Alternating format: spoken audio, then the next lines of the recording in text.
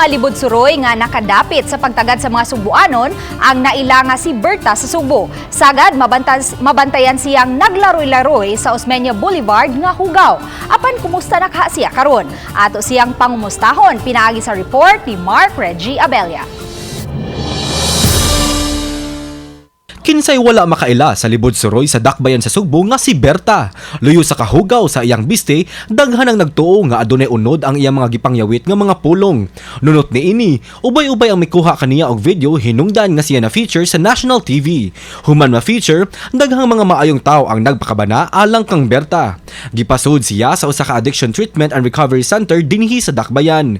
Human sa duha ka tuig, kinina si Berta. Lagsik, malipayon, ug layo na sa kaniya adtong Berta nga makita lang sa kadalanan. Si Berta o mas naila sa tinuod nga pangalan nga Roberto A. Plando Jr., lumad nga taga Alcoy, probinsya sa Sugbo, usa na ka empleyado sa usa ka rehabilitation facility.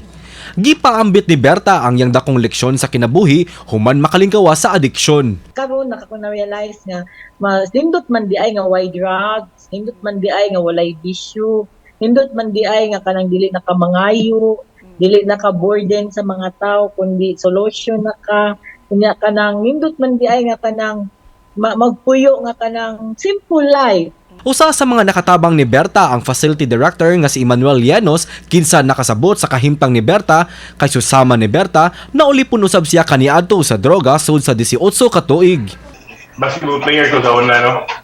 And then, what do ko hindi ko inom o drugs. But tungod na po sa influence ako mga amigo, nag-inom sila na kung mo drugs ka, makikog basketball, okay kang kinabuhi, malingaw yun, dito ko nagsugod yun. New Year, New Life, ang istorya sa pagbangon nila Berta ug Emmanuel nagpamatuod lang nga dili pa uwahi ang tanan aron kita magbag-o kay matud pa ni Berta. Laban lang, gunit yun sa Ginoo way at kasay, laban lang yun, tas napatay life. Kay life is precious, life is wonderful, and life is happiness. Kung makuha na nimong tulo ka formula, kantigon na ka unsaon nimo pagda nga manindot imong kinabuhi karong adlaw. Kauban si Clans Gabutin, Mark Reggie Abella. Balitang Bisdak.